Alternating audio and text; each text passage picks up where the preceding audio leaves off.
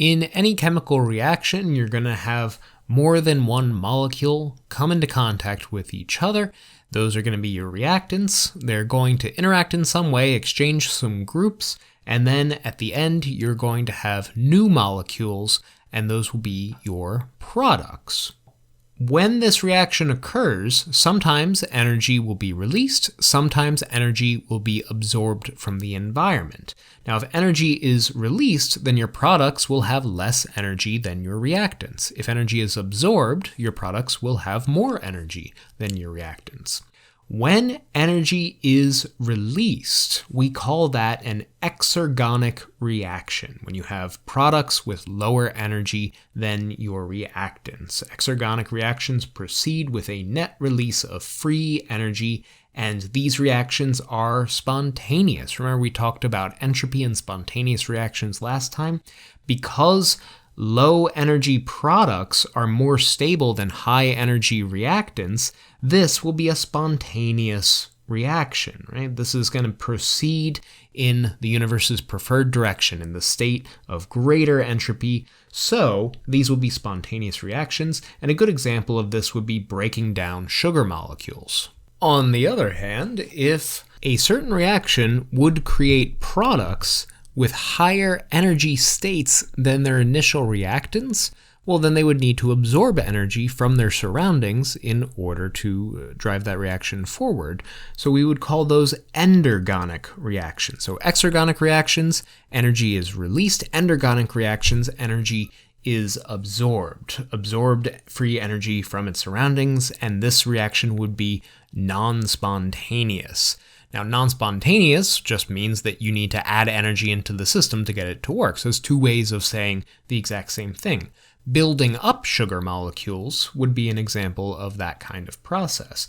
Now, just because a reaction is non-spontaneous doesn't mean it's impossible. You just need a little bit of extra energy to get it going, and there are ways to add that energy to the system, and we will talk about those. As a matter of fact, just because a reaction is exergonic or spontaneous doesn't mean that it's just going to happen by itself either, because in order to go from reactants to products, the molecules are going to have to be in what's called a transition state. And the transition state might be higher in energy than either the reactants or the products. So it's like trying to push a ball from point A to point B, but there's a big old hill in your way. So you need a lot of energy to get over that hill in the first place.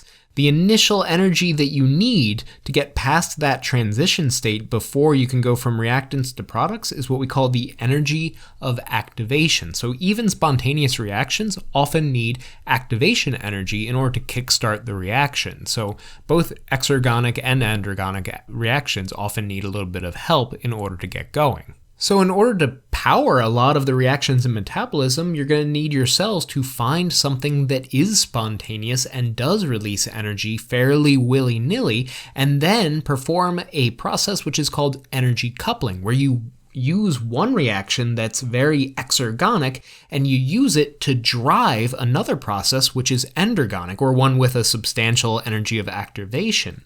And how do you do that? Well, you need a molecule that carries energy from one reaction over to another reaction that needs that little kick of energy. And that molecule that's going to help you out with that energy coupling process is called adenosine triphosphate, ATP, the energy currency of the cell, probably the most important molecule in your body that most people have never heard of.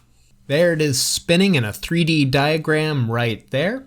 On the next slide, we have the structural diagram of ATP. It's a relatively small molecule as some of the macromolecules in your cells go. It's not as big as like some of the proteins or the big long polymers that we've talked about go.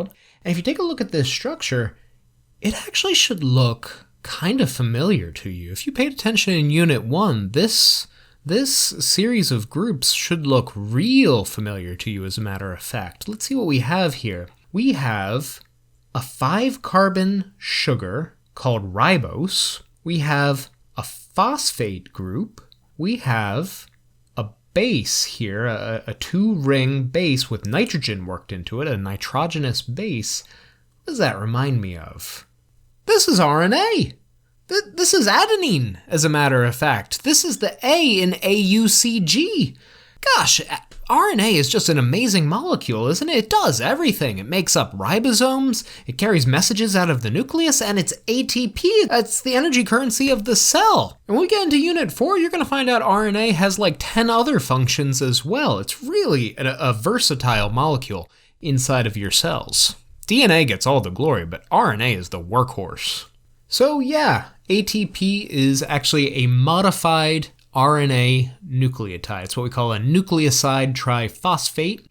It has 3 phosphate groups instead of the usual 1. And if you remember back to the functional groups video, phosphate groups are very, very negatively charged. So if we have 3 phosphate groups lined up together like this, like beads on a string, each one locked together like they're anchovies in a can, ready to push against all the others with their negative charge, you can imagine that this is a high energy system, right? Remember we talked about the less stable something is, the more energy it has. This is an extremely unstable system because these 3 groups want nothing to do with each other. They are repelling like there is no tomorrow. So this is a high energy molecule, so high energy that when ATP bumps into a protein or an enzyme that is built to receive it, it will kick off one of these phosphate groups, and that is like giving it a little kick in the pants, and it will jumpstart that protein or that enzyme to do whatever job it is designed to do, essentially one time. Usually you pay an ATP and you get an enzyme or a protein to do its job once. And that's why it's called the chemical currency, the energy currency of the cell. It's like you're going to an arcade, a video arcade, and the proteins are the game machines and the ATP is the quarter. You pop a quarter in, turns it on for 1 round, right? So you can go to any machine in the arcade, any protein in the cell, toss an ATP at it, and it will get it to do its job once. This currency, this chemical, is accepted everywhere in the cell. So many different enzymes take this as the energy boost that they need in order to get their job done. So if you have chemical reactions to catalyze and you need activation energy, ATP will help you out. If you have non-spontaneous endergonic reactions that you need to get kick-started, ATP can help you out. So this is going to get a lot of the work done inside of the cell. Now you might be thinking, wait, but I thought sugar had a lot of chemical energy. Why don't I use glucose in order to get all of my chemical energy? Why can't I use that to kickstart these reactions? Glucose does have a lot of stored chemical potential energy, but there is too much of it for a single protein, and ATP is just a lot more convenient. It is small, it is disposable, it's in tiny little ready-to-use packets that are perfect for every protein and enzyme to be able to do its job. It is the preferred chemical currency. A lot of what cellular respiration is all about is very, very slowly and in complicated steps breaking down that sugar molecule in order to harvest all of that chemical energy and then put it into ATP. And you end up getting 38 ATP out of every glucose molecule. So if you like, think about it like this. Imagine you want to go to a store and you want to get a stick of gum. You try to pay with a $100 bill. That's your glucose molecule. No one wants to let you buy a stick of gum for a $100 bill. Too big. You can't buy with that. You need to make change. You need smaller units in order to pay for things. So you're going to need to break that bill, right? You need to get it into smaller currency.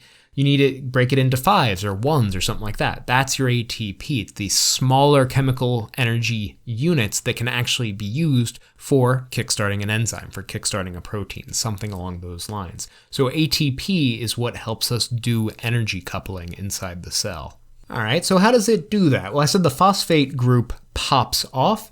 When the phosphate group pops off here, you get what we call an inorganic phosphate. Inorganic, there's no carbon groups attached to it, so you just get an inorganic phosphate group floating around out here. We abbreviate that PI, so phosphate inorganic there. You can see that floating here. It's actually a hydrolysis reaction that makes that happen. So we lose a water molecule in that process as well. There's lots of water inside the cell, so not anything to really worry about, but it is important to know that it is a hydrolysis reaction that causes that inorganic phosphate to pop off. When that happens, we don't have adenosine triphosphate anymore because we lost a phosphate group. So it becomes adenosine diphosphate, and we release energy in the process. So this is the shorthand to keep in mind. ATP is a fully charged battery, right? It's ready to deliver energy wherever you need it. ADP is a half-used battery, right? You've already used up some of its energy. You can recharge it if you want. It can go back and get another phosphate group through some process and get recharged. You can use it again, and it can become adenosine monophosphate, which is essentially an uncharged battery at that point. But this is kind of the cycle. You use ATP and it becomes ADP, and then usually you put another phosphate group on it somewhere else and it gets charged back up to ATP. Okay, so ATP charged up, ADP half used.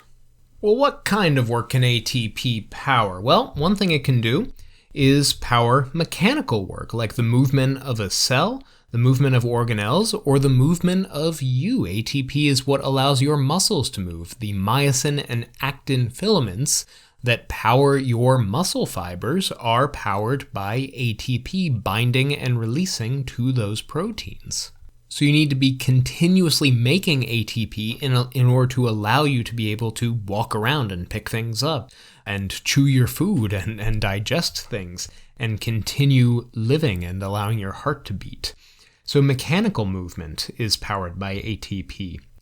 Transport, active transport of solutes or ions across a membrane. So any kind of active transport, bulk transport, or sodium-potassium pumps, they use ATP in order to pump things against their chemical gradient. So that is an ATP type activity. Those proteins would also accept ATP as a chemical energy. And metabolic work. Lots of enzymes need energy in order to help them break bonds to catalyze chemical reactions. For example, in one of the first stages of photosynthesis, we need to make a whole bunch of ATP, which is going to be used in one of the later stages of photosynthesis in order to help us make sugars. And enzymes are going to need that ATP in order to help them assemble carbon dioxide molecules into sugar molecules, into G3P molecules, but into sugar molecules eventually.